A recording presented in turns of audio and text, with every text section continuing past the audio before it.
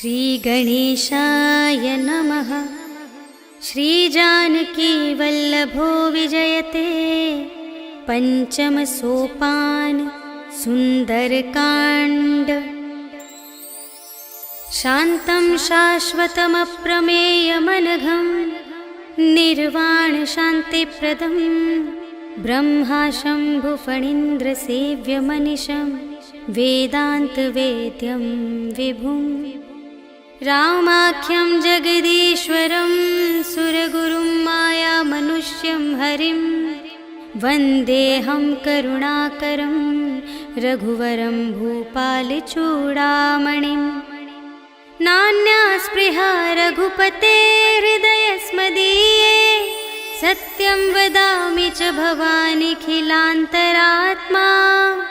भक्तिं प्रयच्छ रघुपुङ्गवनिर्भरां मे कामादिदोषरहितं कुरु मानसं च। अतुलितबलधामं हेमशैलाभदेहं धनुजवनकृशानुं ज्ञानिनामग्रगण्यं सकलगुणनिधानं वानराणामधीशं रघुपतिप्रियभक्तं वातजातं नमामि।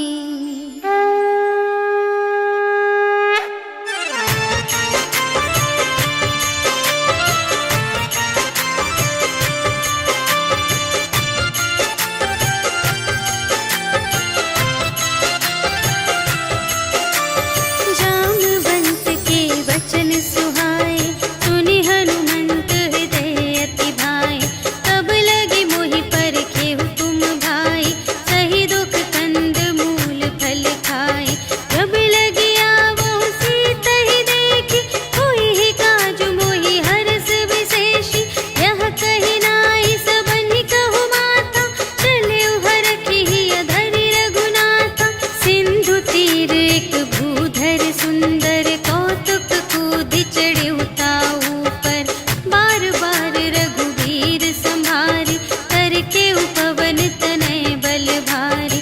जेहि गिरि चरण देहि हनुमंता चले सुगा पाताल तुरंता। हिमि अमोघ रघुपति कर बाना एहि भांति चले हनुमाना। जल निधि रघुपति दूत बिचारी तै मैं नाथ होहि श्रमहारी। हनुमान तेहि परसा कर पुनि कीन्ह प्रणाम। राम काज कीन्हे बिनु मोहि कहाँ विश्राम। सियावर राम जय जय राम मेरे प्रभु राम जय जय राम। जात पवन सुत देवन देखा जाने कहूँ बल बुद्धि विशेषा। सुरसा नाम अहिंद के माता पठैन्हि आई कही तेहि बाता। आज सुरन मोहि दीन आहारा सुनत बचन कह पवन कुमारा। राम काज करि फिर मैं आवो सीता कई सुधि प्रभु ही सुनावो। तब तब बदन बैठी हूँ आई सत्य कहूँ मोहि जान दे माई। कवने हूँ जतन देहि नहीं जाना ग्रससि न मोहि कहेउ हनुमान। जो जन भरते ही बदन पसारा कपितनु कीन्ह दुगुन विस्तारा। सोरह जो जन मुख ते ही खयउ तुरत पवन सुत 32 भयउ। जस जस सुरसा बदनु बढ़ावा तासु दून कपि रूप दिखावा। सत जो जन तेहि आनन कीन्हा अति लघु रूप पवन सुत लीन्हा। बद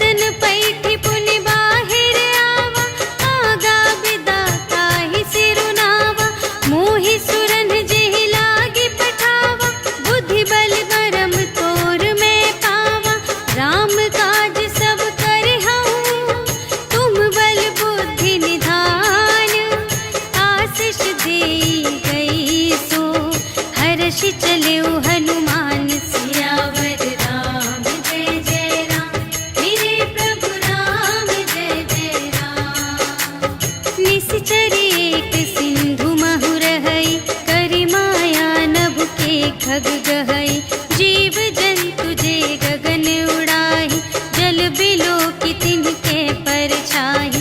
कहै छाह सत सोना उड़ाई, एहि विधि सदा गगन चरखाई। सोई छल हनुमान कह कीन्हा, सासु कपटु कपि तुरत ही चीन्हा। ताहि मारि मारुत सुत वीरा, बारिधि पार गयो मति धीरा। तहाँ जाई देखी बन शोभा, गुंजत चंचरीक मधुलोभा। नाना तरु फल फूल सुहाए, खग मृग वृंद देखी मन भाए।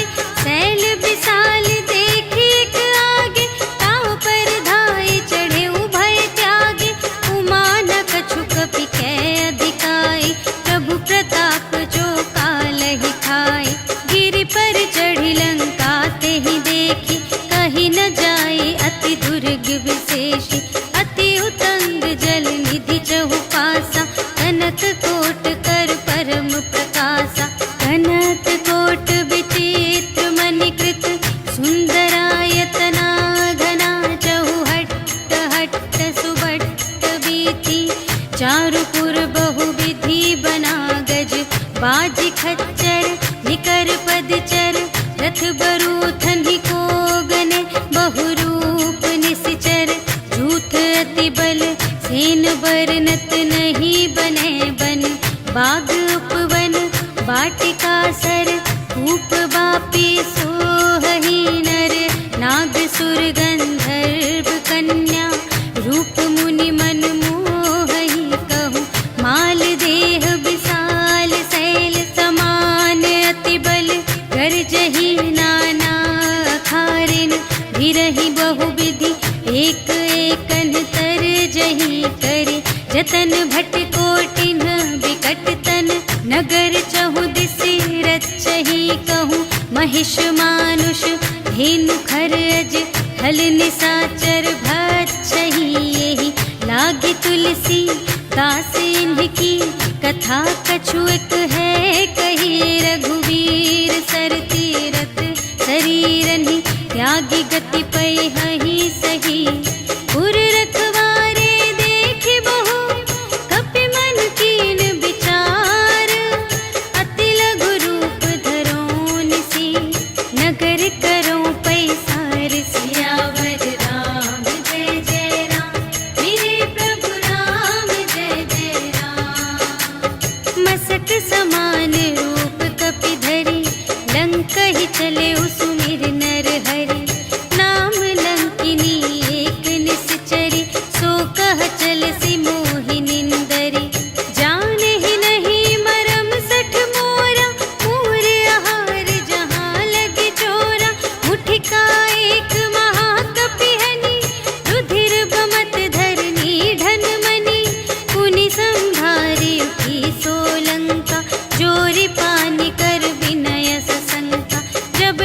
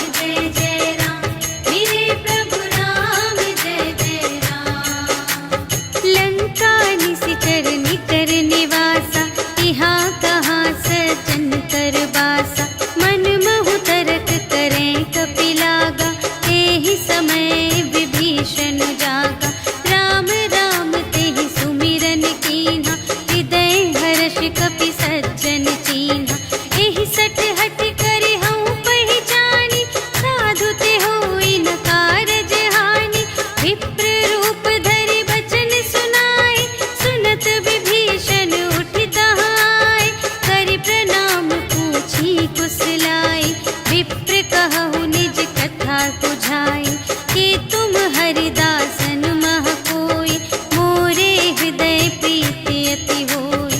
कि तुम राम दीन अनुरागी, आयहु मोहि करन बड़ भागी। तब हनुमंत कही सब, राम कथा निज नाम।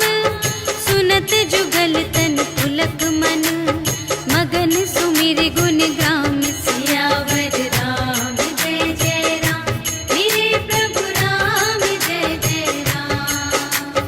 सुनहु पवन सुत रहनी हमारी, जिमि दस नन्ही महु जीव बिचारी। तात कबहु मोहि जानी अनाथा, करि हई कृपा भानु कुलनाथा। तामस तन कछु साधन नाही, प्रीति न पद सरोज मन माही। अब मोहि भा भरोस हनुमंता, बिनु हरि कृपा मिलहि नहीं संता। जो रघुबीर अनुग्रह कीन्हा, तो तुम मोहि दरसु हठ दीन्हा। सुनहु विभीषण प्रभु कै रीति, करहि सदा सेवक पर प्रीति। कहहु कवन में परम कुलीना, कपि चंचल सबहि विधिहीना। रात लेहि जो नाम हमारा, तिहि दिन ताहि न मिलै आहारा। अस में अधम सखा सुनु, मोहु पर रघुबीर। कीन्ही कृपा सुमिरि गुण, भरे बिलोचन नीर। सियावर राम जय जय राम, मेरे प्रभु राम जय जय राम। जानत हूँ अस स्वामी बिसारे, विरहित काहे न होहि दुखारे। एहि विधि कहत राम गुण ग्रामा, पावा अनिर्वाच विश्रामा। उनि सब कथा विभीषण कही, जेहि विधि जनक सुता तह रही। तब हनुमंत कहा सुनु भ्राता, देखि चहऊँ जानकी माता। जुगति विभीषण सकल सुनाई, चले पवन सुत विदा कराई। करि सोई रूप गयो पुनि तहवा, बन अशोक सीता रह जहवा। देखि मनहि महु कीन्ह प्रणामा, बैठे ही प्रीति जात निस जामा। रिस तनु शीस जटा एक बेनी, जपति हृदय रघुपति गुण श्रेणी। निज पद नयन दिए मन, राम पद कमल लीन। परम दुखी भा पवन सुत, देखि जानकी दीन। सियावर राम जय जय राम, मेरे प्रभु राम जय जय राम। तरु पल्लव महु रहा लुकाई, करई विचार करूँ का भाई। तेहि अवसर रावण तह आवा, संग नारी बहु किए बनावा। बहु विधि खल थी तहि समुझावा, साम दान भय भेद दिखावा। कह रावण सुन सुमुखि सयानी, मंदोदरी आदि सब रानी। तब अनुचरी करऊँ पन मोरा, एक बार बिलोक ममोरा। दिन धरि ओट कहति वैदेही, सुमिरि अवधपति परम स्नेही। सुनु दस मुख खद्योत प्रकाशा, कबहु कि नलिनी करई विकासा। अस मन समुझ कहते जानकी, खल सुध नहीं रघुबीर बानिकी। सठ सूने हरिया नहीं मोहि, अधम निलज्ज लाज नहीं तोहि। आपु ही सुनि खद्योत सम, राम ही भानु समान। परुष बचन सुनि काढ़ियसि, बोला अति खिसियान। सियावर राम जय जय राम, मेरे प्रभु राम जय जय राम। सीता ते मम कृत अपमाना, कटिहउँ तव सिर कठिन कृपाना। नाही त सपदि मानु मम बानी, सुमुखी होती नत जीवन हानि। श्याम सरोज दाम सम सुंदर, प्रभु भुज करि कर सम दस कंधर। सो भुज कंठ की तब असि घोरा, सुनु सठ अस प्रवान पन मोरा। चंद्रहास हरु मम परितापम, रघुपति बिरह अनल शीतल निशित बहसि बरधारा, कह सीता हरु मम दुख भारा। सुनत बचन पुनि मारन धावा, भय तनया कहि नीति बुझावा। कहिसि सकल निशिचरिन बुलाई, सीतहि बहु विधि त्रास हो जाई। मास दिवस महु कहा न माना, तो मैं मार बिकाढ़ी कृपाना। भवन गयउ 10 कंधर, यहाँ पिशाचिन वृंद। सीतहि त्रास दिखावही, धरहि रूप बहुमंद। सियावर राम जय जय राम, मेरे प्रभु राम जय जय राम। त्रिजटा नाम राक्षसी एका, रामचरण रति निपुण विवेका। सबन्हु बोली सुनायसि सपना, सीतहि सेई करहु हित अपना।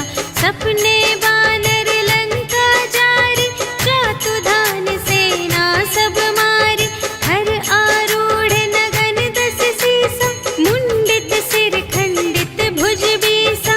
एहि विधि सो दक्षिण दिस जाई, लंका मनहु विभीषण पाई।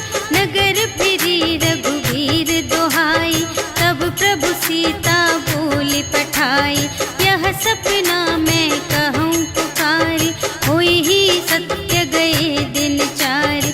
तासु बचन सुनते सब डरी, जनक सुता के चरणन ही परी। जहाँ तहाँ गई सकल तब, सीता कर मन सोच। मास दिवस बीते मोहि, मारि ही निशिचर पोच। सियावर राम जय जय राम, मेरे प्रभु राम जय जय राम। त्रिजटासन बोली कर जोरी, मातु विपति संगिनी तै मोरी। तजो देह करु बेगी उपाय, दुसह बिरहु अब नहीं सही जाई। आनी काठ रचु चिता बनाई, मातु अनल पुनि देहि लगाई। सत्य करहि मम प्रीति सयानी, सुनै कुशवन सूल समबानी। सुनत बचन पद गहि समझायसि, प्रभु प्रताप बल सुजसु सुनायसि। निसिन अनल मिल सुनु सुकुमारी, अस कहि सो निज भवन से धारी। कह सीता विधि भा प्रतिकूला, मिलिहि न पावक मिटिहि न सूला। देखियत प्रगट गगन अंगारा, अवनि नावत एक अवतारा। पावक मय शशि स्रवत न आगे, मानहु मोहि जानि हथ भागी। सुनहि विनय मम विटप अशोका, सत्य नाम करु हरु मम शोका। नूतन किसिलय अनल समाना, देहि अग्नि जन करहि निदाना। देखि परम बिरहा कुल सीता, सोछन कपिहि कलप समबीता। कपि करि हृदय विचार, दीन्हि मुद्रिका डार। तब जन अशोक अंगार दीन, हर्षि उठी कर गहेउ। सियावर राम जय जय राम, मेरे प्रभु राम जय जय राम।